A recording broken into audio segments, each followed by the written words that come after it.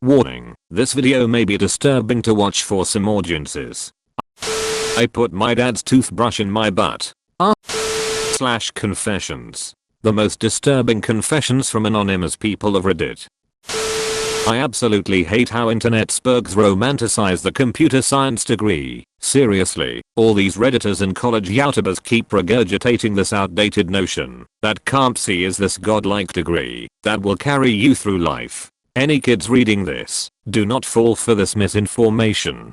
CompC is about on par with a business degree these days. The reason there are so many job openings in the field is because of high turnover and ridiculous expectations placed on entry-level candidates that they can't hope to fulfill. Most of said openings are for senior staff anyway, which again are only open because the previous occupant quit due to poor job conditions or sometimes age discrimination. The field will only get worse from here if there are even any jobs left that haven't been outsourced to India or Estonia, and I personally left CompC to do banking. Make sure you have a damn good plan if you want to pursue a CompC career.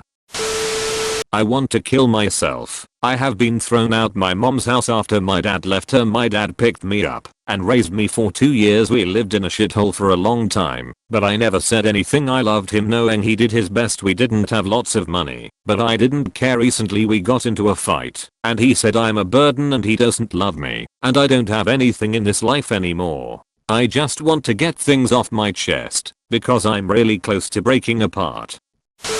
I molested someone when I was very young and I feel like shit. This is the first time I've shared it with anyone. When I was 17, I molested my younger cousin, out of pure lust, and the guilt is killing me. I feel worthless and my self-esteem is really low. Also, I suffer with pain I think because of it. What should I do? I dropped my newborn and didn't tell anyone when I should have thrown away for obvious reasons. I'm also mobile, so forgive me for any formatting issues. When I was 39W40 pregnant, I went into my doctor's office for my last checkup. I was being watched carefully for high blood pressure, and on this day it wouldn't go down even after drinking water and laying on my left side for a while. My doctor decided to send me to the hospital to be induced. I spent the next 5 days in labor, trying every induction method besides Cytotec. Nothing was working even after manually opening my cervix to 4 centimeters, and I suspect this might be due to the magnesium drip I was also on for my blood pressure. In the end, I ended up having a C-section. Now, the hospital I was delivering at was a baby-friendly hospital, meaning the baby's roomed in with the mother. The nursery was completely shut down, unless a baby needed medical help. This also meant that there was no one available to take your baby if you needed to shower or sleep or anything else. My son's father worked overnights and wouldn't take off any time after the birth either. So there I was as a first-time mom, 36 hours out from having major surgery and still on medicines to lower my blood pressure. I was also taking amitriptyline for insomnia, which the nurse dispensed to me. It was the middle of the night and my son started to cry. I picked him up and we sat down in a chair and I put him on my chest. I must have passed out because I suddenly woke to my baby on the cold hard floor of our hospital room. I picked him up and checked him over and he seemed fine. I was especially worried about his head but didn't notice any abnormalities and he never developed any bruises or anything. At the time, I know I should have told someone. I didn't because I was so afraid that he would be taken from me.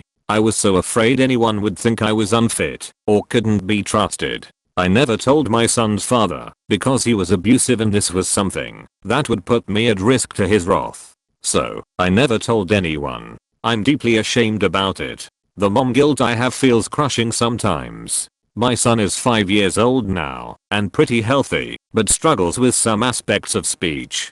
I always worry if he the fall affected his brain in any way, and maybe that's why he struggles with speech. Logically I know the hospital and my ex failed me when I really shouldn't have been left alone. But I'm just not sure if this guilt will ever leave me. I cheated on my wife. It ended our relationship of 12 years. It wasn't perfect, nothing is, and as our paths diverged I can see what drove me to where I wound up and why she made the decision she did. It's been 5 years now, almost to the day, since the paperwork ended it, and not a day goes by that I don't think about her, that I don't wish her every happiness and success. She truly was the love of my life, and there's no redo, no fixing. Life goes on, and all I'll have from our 12 years together is a memory that something good happened once, before I ruined it all. I was dishonest to my client, and made them pay me for what I could have prevented. I have my own business as a printer. I have fancy printing machines, and usually my clients email me artwork and all I have to do is print it, and make sure I deliver on time. The COVID situation has been tough, and I could use extra cash. One of my clients emailed me some artwork, and before I printed it, I noticed there was a mistake made on it. His graphics designer had forgotten to add important info on the design. I provided a sample, well knowing that there was an omission, equivalent to a typo, but the client still went ahead and approved the sample before I could go into batch production. Instead of me giving him the heads up, I went ahead and printed it out, knowing very well that he would eventually see the omission made and ask for a reprint, which obviously means more money for me, since it wasn't my fault that his designer fucked up. Well, this was 2 days ago and today he just called me and sent edits to his design and said his designer fucked up. It's a situation I could have easily prevented and uncharacteristic of me because I knew it would result into another order which meant more money for me. I'll let it happen. I thought I would feel like shit, but the prospect of more money for me has made me feel rather good instead.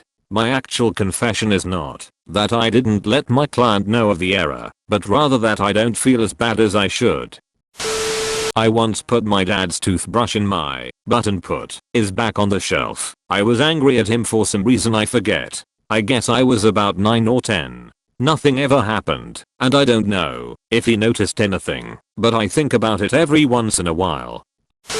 I think I'm worthless. I didn't want to post a confession because they said not to talk about things that happened to you. Warning, I talk about NSFW stuff. I developed a nasty habit of being extremely defensive about the real me and lying about everything, especially to online friends. It's to the point I'm desperate to not let anyone find out my real name and only call me by my nickname. Even people I really don't know my real name. I think it's because I'm extremely ashamed of who I'm in my past. I was forced to be trans and was often raped by this guy who I met online. It only got worse when I left him and started dating this other guy who only pressured me to be in a throuple with this abusive guy. I hated it. I started getting abused IRL again, and I attempted suicide again. Both guys were 19, abuser, and 16 while I was 13. I didn't know how to deal with it. I'm extremely private and defensive about my life now, and a huge liar now.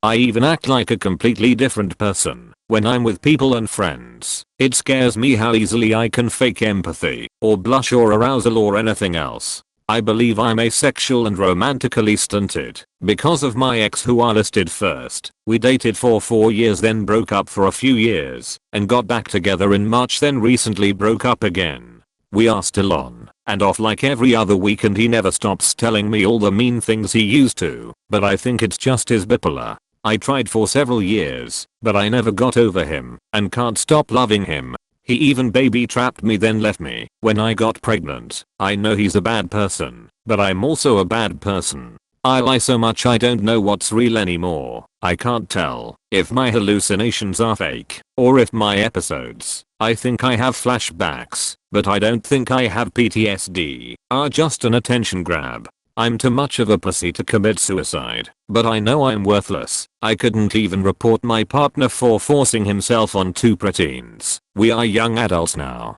I can't afford therapy, but I think I need it, and quarantine has made my mental state even worse. I feel like I'm not even myself sometimes. I'll randomly black out and wake up and everyone says I acted completely different, like a better version. I don't even know if this is real or a dream. I can't tell anymore. I took leaked photos/videos of an OnlyFans girl, pretended to be her, and made a lot of money. So as the title states, I took photos/videos of a random girl and sold them. A little bit of context. I was really curious just how easy it is for girls to make money nowadays by doing this. I decided that I wanted to experiment with this concept of selling my body online. All I had to do was Google OnlyFans leak and I was in business. And oh boy, let me tell you, this was quite the experience. My primary method of sales was a website called kickfinder.com. You post your Kick username and kind of just put yourself on there to be messaged by random users. Kick was also the only way I sold these photos. Over the course of 1 week was how long I wanted to experiment with this. It was quite interesting really, and I learned a lot from the experience. The first day I found out that only about 10% of the people that message these females will actually buy. The other 90% of guys are always asking for free shit or turn away as soon as you mention you're a seller. As I keep posting ads for my fake Kick profile, the messages keep rolling in. And at last I found my first customer. I coerced him into some sexy conversation and whatnot. Bam, 2 minutes later I've made $30 for doing absolutely nothing. I was bewildered, if I'm going to be honest. The fact that I made money that easily with no effort was insane. As the week progressed I kept making more and more money. I will not disclose how much I made as to not encourage others. I made good relations with all my regulars. There was over 100 photos and over 30 videos saved on my phone to send to these guys. And honestly I don't see the appeal personally, but the most money I made was selling her feet pics / videos.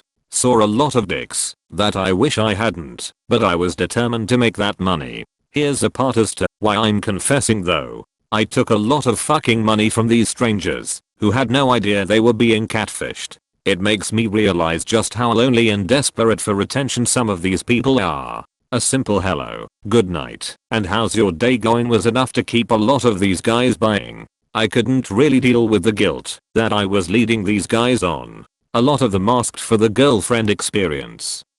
My excuse was that I was traveling in another country to visit family. All these guys were more than happy to just chat with me and keep buying the content. I've learned that the women who are into this kind of business are the definition of evil. They form these bonds and give these guys hopes of a relationship. That's just how it is. That's how they keep them coming. If a guy just wanted to get off, he'd just watch porn. These guys that buy from these girls are seeking a relationship. They return every day buy content and these girls will gladly engage in conversation assuming that they've been paid. There are about 50 guys on my fake Kick probably wondering where I went out of the blue. Yesterday I was sent an X amount of money through Cash App. It was one of my customers trying to get a hold of me on Cash App. He literally sent me money just to try and talk to me. Like holy shit. I had to delete Kick and block all those guys on Cash App. The sad part is these guys are going to go on and find the next girl or guy like me and keep paying them. These people can't get a grasp of how to get a real relationship and it's saddening. In hindsight I honestly wish I had at least refunded all the money through Cash App to these guys, but it was a lot, and it would be a lot of work tracking what came from where. Besides, had I done that there probably wouldn't be a confession. I know this might be very interesting for some of you, so please, if there's any details you'd like to know about, ask away. I'll gladly answer any questions. Thank you so much for watching the video. If you liked it, please consider subscribing. Have an amazing day.